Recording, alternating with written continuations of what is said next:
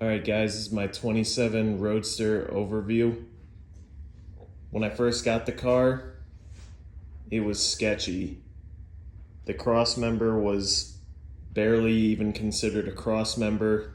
They basically took some 1/4 inch I-beam, welded it to some maybe 1/8 inch 48 Ford cross member, one of the transmission mounts, and that was it. And it had a hydraulic clutch setup with the flathead, which was pretty cool, but I got rid of that and installed an F1 cross member with just 39 pedals, floor linkage, and I actually modified the F1 cross member to have some basically motor mounts for the transmission to get the pedals in the right spot.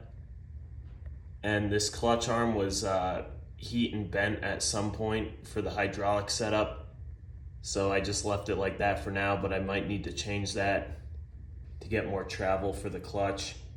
I'm still working on that, but finally got it running and driving. It's got a flathead V8 in it with Y-end heads.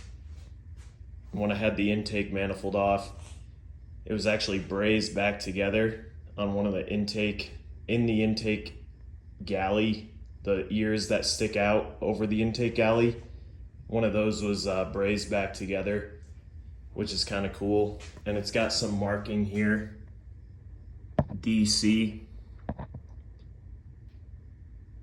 So if anyone knows who built this flathead in, I think, the San Dimas area of California, that would be awesome, because whoever did it did a really good job. And it's got about 55 pounds of oil pressure driving down the highway and runs really cool. I've been having to change the radiator fluid a bunch. There's still a ton of sand in there. I wiped it out, but it was all gunked up. Stock Model T headlights. I think I want to redo these and come off the F1 shock brackets just to get them a little bit higher mounted up. The car came with a cool 32 heavy dropped axle. I think this was a more drop just because of how nicely it was dropped. Heat and bent the spindle arms. And I'm running the 39 backing plates, which are eccentric, and haven't had any issues with them yet.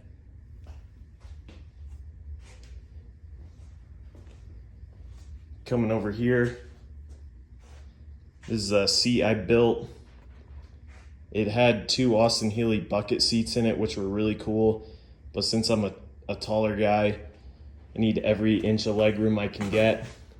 So I basically took a sheet of plywood and then an old mattress topper I had lying around, and I wish I went a little firmer on the cushioning, but other than that, I mean, it works really well.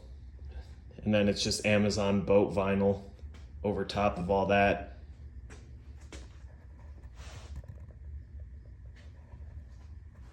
It's got a 39 trans,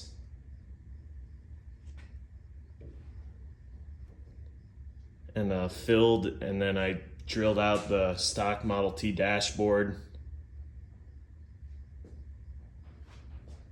I'm thinking about adding interior panels to it, but I kind of like how it looks now after driving it a bit without the interior panels.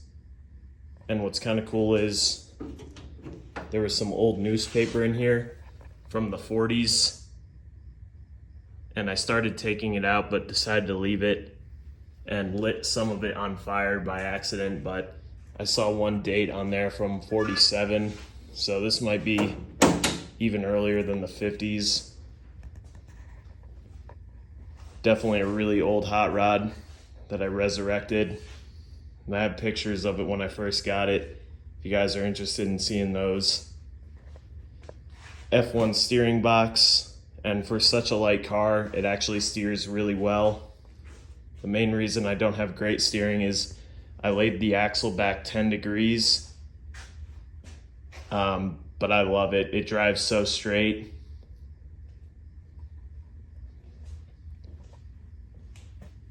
What's also cool is in the rear, they took a banjo rear end and flipped the axle housing, so it's actually a spring in front rear end now.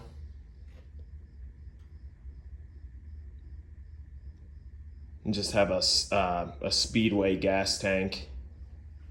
Still need to do a lot to this car, but at least I'm driving it, having a blast with it. Need to add a heel block. You can actually see where I need to add it to because the paint's been wearing away from my shoe. And finish this front firewall. For the gas pedal, I took a old, I believe it was like a 48 passenger car pedal. Had to modify it, narrow it, do a bunch of stuff to it. I actually added a removable spoon so I can get it in and out of the firewall. The wiring's a little bit hokey down here, but still working on that. Here's the narrowed gas pedal.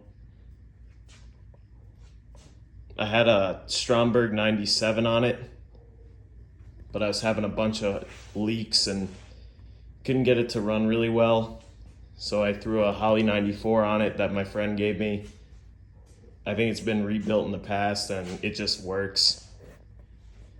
The generator's kind of cool. It's a 12 volt generator from like a 64 Ford that I put a 40 Ford front assembly on it, and it's really simple to convert that. You basically just take out these two bolts holding everything together and put it all back together. And grind down this back tab a little bit.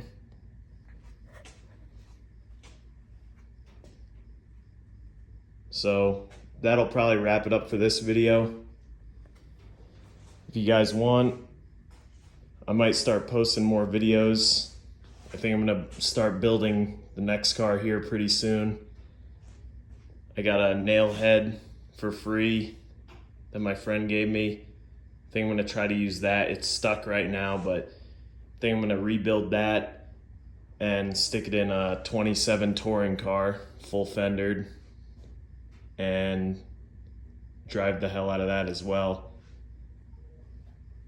But let me know what you guys want to see. If you guys have more questions about the car or how I did something, let me know in the comments, and thanks for watching.